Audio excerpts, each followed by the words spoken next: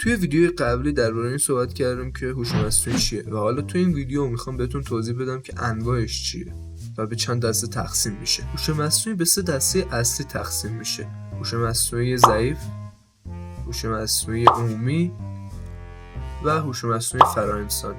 هوش مصنوعی ضعیف برای یک کار طراحی شده و خارج از اون محدوده برنامه‌ریزی شدهش نمیتونه کاری انجام بده، مثل چت بات ها، دستیارهای صوتی و تشخیص تصویر، و هدفشون هم اینه که همین تسکی که بهشون واگذار شده رو به صورت سریع و دقیق انجام بده. هوش مصنوعی قوی: این نوع هوش مصنوعی میتونه مثل یک انسان فکر کنه، استدلال بیاره، خلاقیت به خرج بده، حل مسئله کنه و غیره، و برخلاف هوش مصنوعی قبلی میتونه تو زمینه‌های مختلف کار کنه و هیچ محدودیتی نداره برای خودش، مثل سوفیا که یه ربات انسان نما، و هدفشون هم اینه که مثل یک انسان بتونن رفتار کنن و تصمیم بگیرن. هوش مصنوعی فراانسانی که در حد تئوریه و میتونه فراتر از توان فکری انسان‌ها باشه.